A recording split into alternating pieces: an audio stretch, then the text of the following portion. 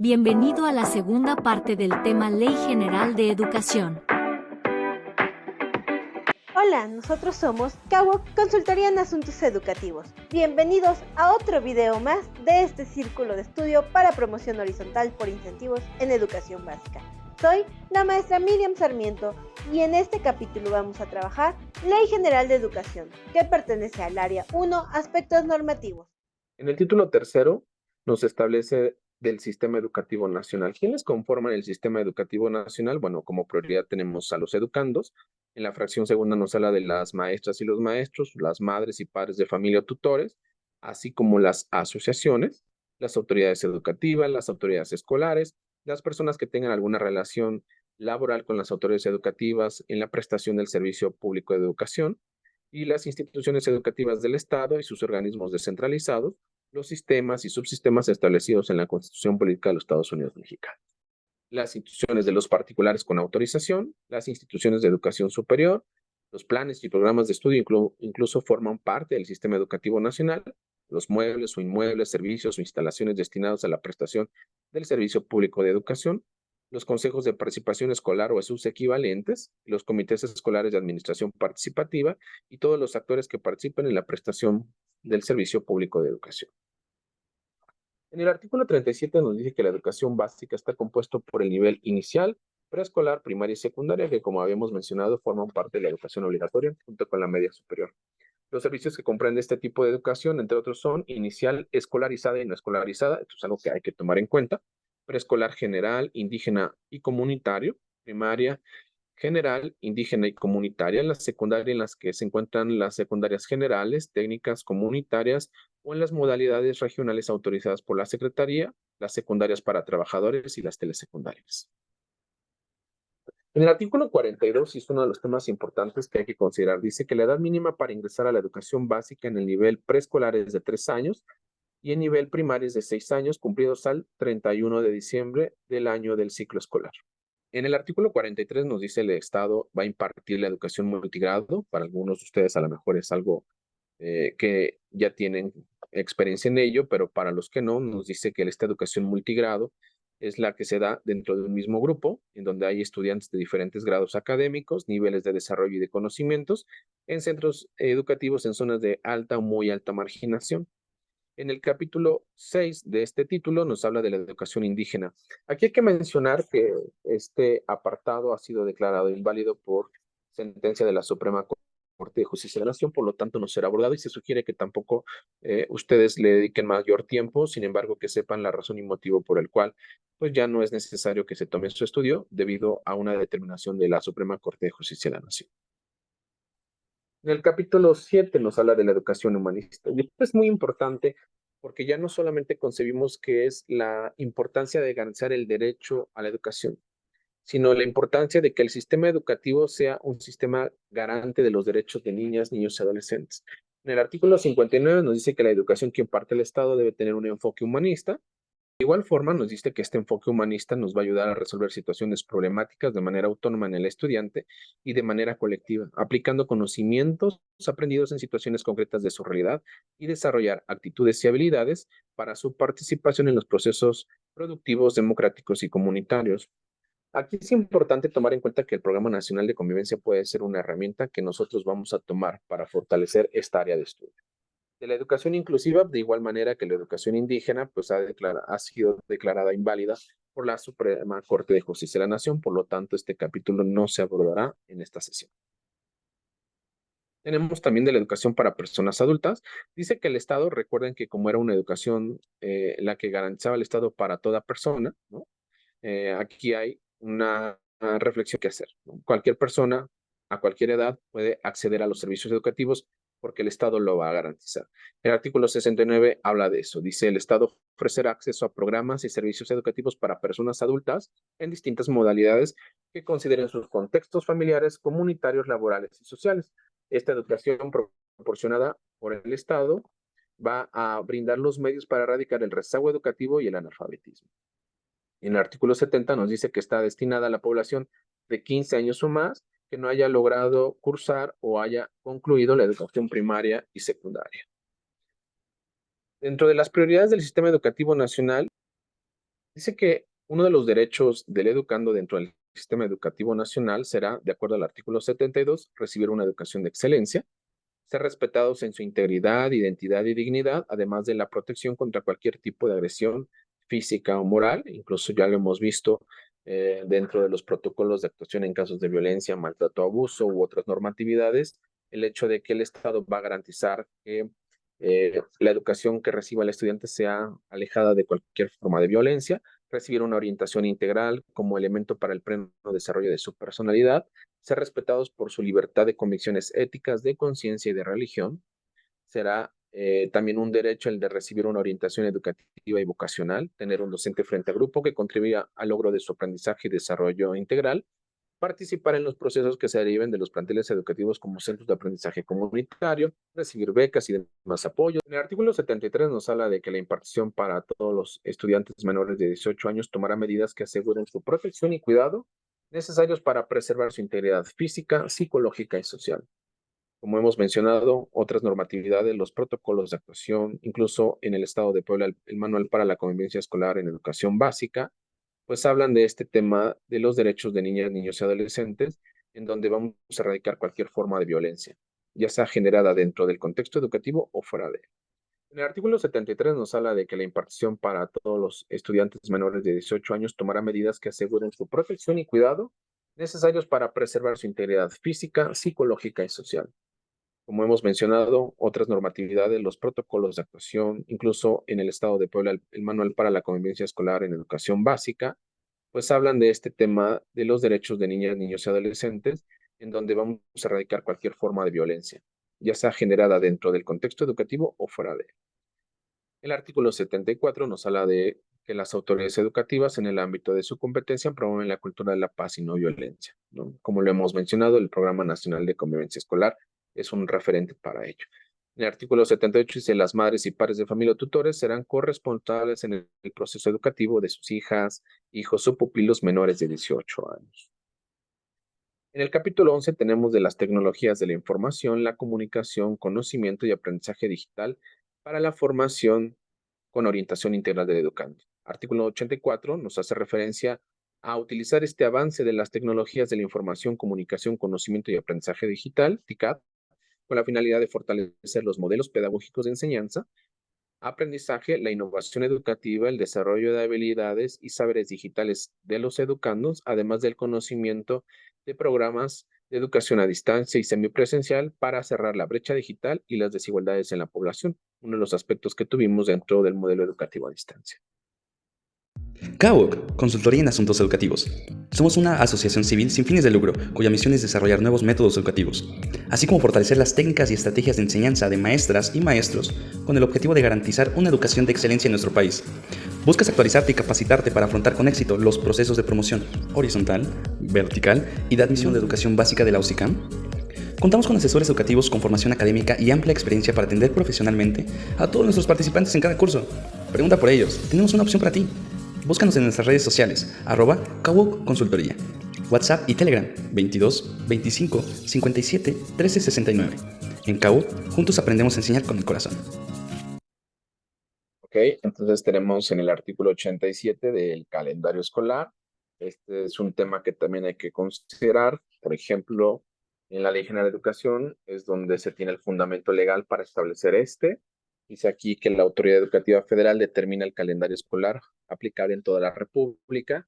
En meses recientes hemos tenido ya alguna información del calendario escolar para el próximo ciclo del 2023-2024. Y por lo tanto nos dice aquí que el calendario que la Secretaría determine para cada ciclo lectivo, en el artículo 89, de educación preescolar, primaria, secundaria, de normal, y además para la formación de maestros de educación básica, se publicará en el Diario Oficial de la Federación. Este calendario pues ya lo tenemos publicado y por lo tanto es válido. Tenemos también de la importancia de la revalorización de las maestras y los maestros. Uno de los ejes medulares de la reforma educativa es la revalorización de maestras y maestros. Anteriormente teníamos el servicio profesional docente, a partir de la reforma educativa tenemos el sistema para la carrera de maestras y maestros, que nosotros ubicamos a nivel federal desde la UCICAM, Y en el artículo 90 nos dice que las maestras y los maestros son agentes fundamentales del proceso educativo y por lo tanto se reconoce su contribución a la transformación social. ¿Cuáles son los fines que se persiguen en esta revalorización? Bueno, nos dice que uno es el de fomentar el respeto a la labor docente y a su persona. Es algo que se ha venido trabajando, incluso recientemente se ha puesto en las mesas dentro del análisis del foro de la nueva escuela mexicana, pues el hecho de que hay que trabajar socialmente y sobre todo también con los medios de comunicación para que esto sea válido, ¿no? Muchas veces se cuestiona sin conocer los contextos educativos. En la fracción cuarta tenemos reconocer su experiencia, así como su vinculación y compromiso con la comunidad. Tenemos el de priorizar su labor pedagógica y el máximo logro de aprendizaje. Ya se habla de esta libertad para que los maestros puedan implementar diversas actividades, estrategias, diversificar las técnicas e instrumentos de evaluación, es decir, toda la confianza para las maestras y los maestros en términos de la Ley General de Educación. En esta fracción séptima nos dice que hay que impulsar la capacidad para la toma de decisiones cotidianas respecto a la planeación educativa. Fracción 8 tenemos el de otorgar en términos de las disposiciones aplicables un salario profesional digno, incluso es algo que ya hemos visto dentro de la negociación a nivel nacional, el de respetar también sus derechos reconocidos en las disposiciones legales aplicables. Solamente para mencionar, en este artículo 90 también uno de los aspectos fundamentales es el hecho donde cuando hablamos de reconocer la experiencia en los procesos de promoción y en las evaluaciones del sistema para la carrera de maestras y maestros, dentro de los multifactoriales tenemos la antigüedad. Entonces, por lo tanto, se habla de este factor para efectos de las promociones. En el artículo 93 tenemos el de ejercer la docencia en las instituciones establecidas por el Estado en educación básica y media superior, las promociones en la función y en el servicio, así como para el otorgamiento de reconocimientos, se estará lo dispuesto por la Ley General del Sistema para la carrera de maestras y maestros. Esto es uno de los temas que abordaremos más adelante. En el título quinto tenemos los planteles educativos. Nos dice ahí que las condiciones de los planteles educativos deben garantizar su idoneidad y la seguridad de nuestras niñas, niños y adolescentes. En el artículo 98 nos habla de estos planteles educativos que constituyen un espacio fundamental para el proceso de enseñanza-aprendizaje. Cuando nosotros incluso hacemos referencia a los ambientes de aprendizaje, bueno, pues tomamos como base cuáles son los espacios educativos con los que cuenta la escuela y que puede retomar el docente como un insumo para generar un aprendizaje en sus estudiantes. El artículo 99 nos vuelve a hablar nuevamente de estos inmuebles destinados a la educación impartida por el Estado y los particulares con autorización, los cuales, como ya vimos anteriormente, forman parte del Sistema Educativo Nacional. La Secretaría operará el Sistema Nacional de Información de Infraestructura Física Educativa a fin de realizar sobre esta diagnósticos y definir acciones de prevención en materia de seguridad, protección civil y de mantenimiento. En el artículo 100 nos habla de la construcción, equipamiento, mantenimiento y rehabilitación. Esta, como ya lo hemos visto en la actualidad, tenemos una estructura que son los comités escolares de administración participativa o equivalentes, que de conformidad con el artículo 106 de esta ley deben considerar las condiciones de su entorno y la participación de la comunidad escolar para que cumplan con los fines y criterios de la educación que vimos en el artículo 15 y 16 de esta ley y también que se establecen en el artículo 3 de la Constitución. En el artículo 108 de la mejora escolar nos establecen el funcionamiento de los consejos técnicos escolares. Es algo que no es nuevo para nosotros, pero la propia ley nos dice que son órganos colegiados de decisión técnico-pedagógica que se establecerán en cada plantel educativo, los cuales tienen a su cargo adoptar e implementar decisiones para contribuir al máximo logro de aprendizaje de nuestros educandos, desarrollando su pensamiento crítico y el fortalecimiento de los lazos entre la escuela y la comunidad. La Secretaría deberá emitir estos lineamientos para la integración, operación y funcionamiento. Las sesiones que para tal efecto se programen podrán ser ajustadas conforme a las necesidades del servicio educativo. En el artículo 109 nos dice que cada consejo técnico escolar contará con un comité de planeación y evaluación, el cual tendrá a su cargo formular programas de mejora continua que contemplen de manera integral la infraestructura, el equipamiento, el avance de los planes y programas de estudio, la formación y las prácticas docentes, la carga administrativa, la asistencia de los educandos, el aprovechamiento académico, el desempeño de las autoridades educativas y los contextos socioculturales. Dicho programa tendrá un carácter plurianual, definirá objetivos y metas, los cuales serán evaluados por el referido comité. En el título sexto tenemos de la mejora continua de la educación y dice el artículo 110 que la educación tendrá un proceso de mejora continua. si lo vemos desde el ámbito educativo, es algo que está en constante cambio, obviamente desde la planeación educativa, la implementación, la evaluación para la toma de decisiones. Por lo tanto, dice que este implicará el desarrollo permanente del sistema educativo nacional en todos sus aspectos, como lo hemos mencionado anteriormente, para el incremento del logro académico de los educandos, que es un punto de referencia dentro de esta nueva escuela mexicana. Tendrá como eje central el aprendizaje de nuestras niñas, niños y adolescentes y jóvenes en todos los tipos, niveles y modalidades educativas que ya hemos mencionado. En este apartado nos menciona de igual manera que el sistema educativo nacional contribuirá a la mejora continua de la educación con base en las disposiciones aplicables. Para tal efecto, dicha ley establecerá el sistema de mejora continua de la educación previsto en la fracción 9 del artículo 3 de nuestra Constitución Política de los Estados Unidos Mexicanos. Aquí hay que tomar como referencia, y como lo hemos mencionado, esta ley cobra vida a lo establecido en el artículo 3 constitucional, por eso en muchas de sus apartados va a hacer referencia a lo que establece el artículo 3 constitucional.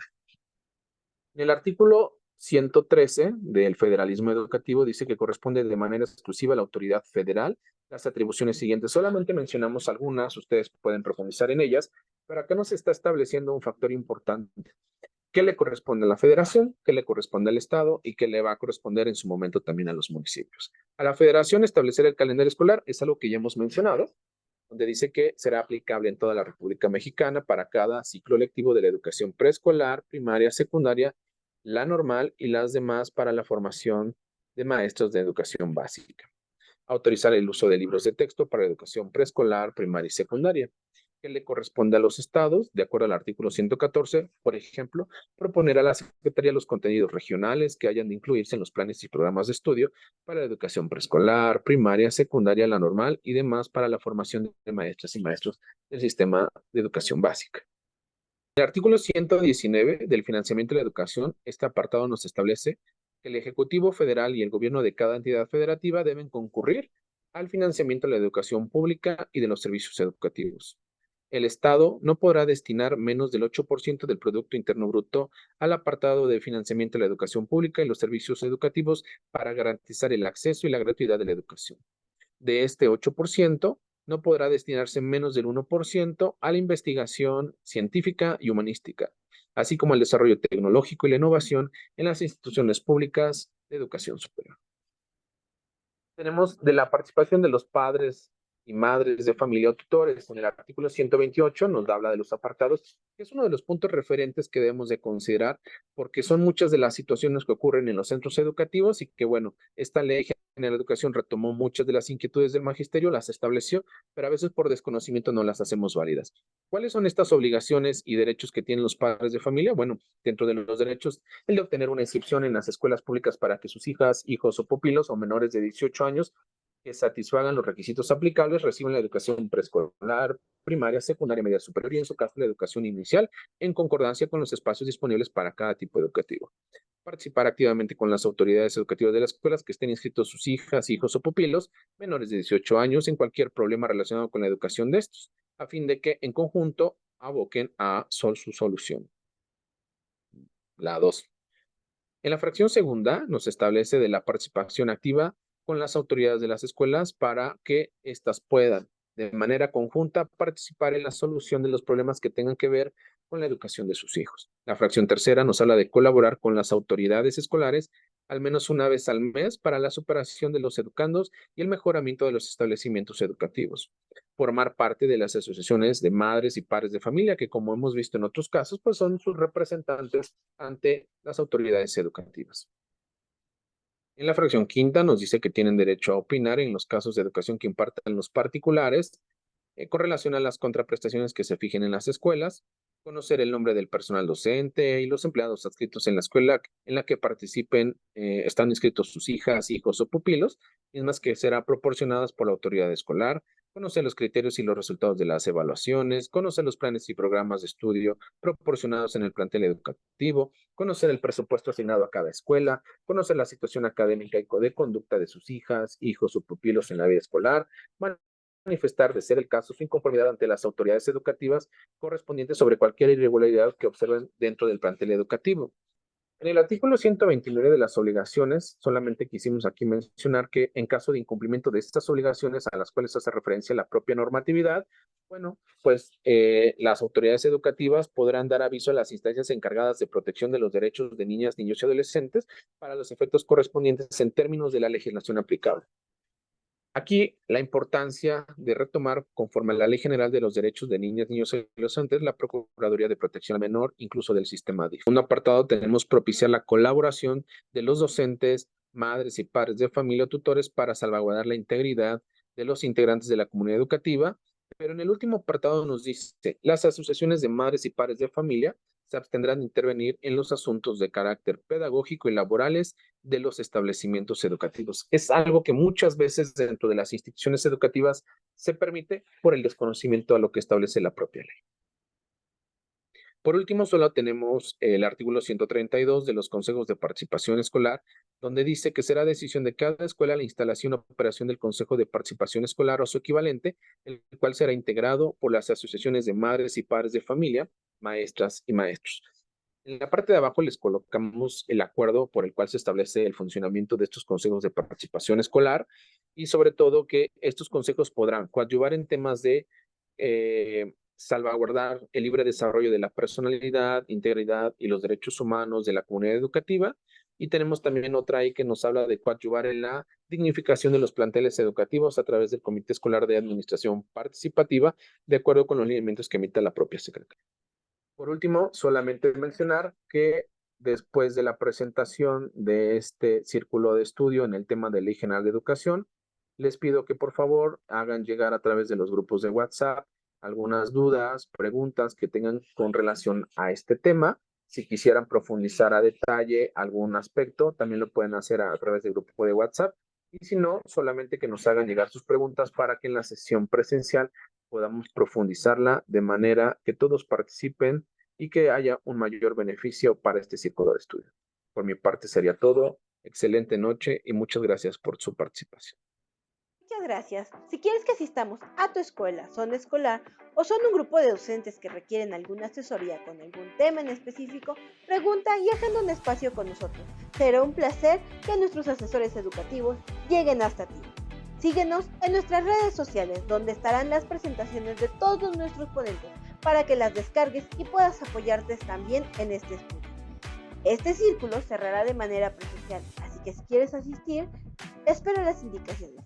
Para tu reconocimiento de participación, recuerda estar activo en las actividades sugeridas en el grupo de WhatsApp. No olvides suscribirte y darle clic a la campanita para recibir las notificaciones.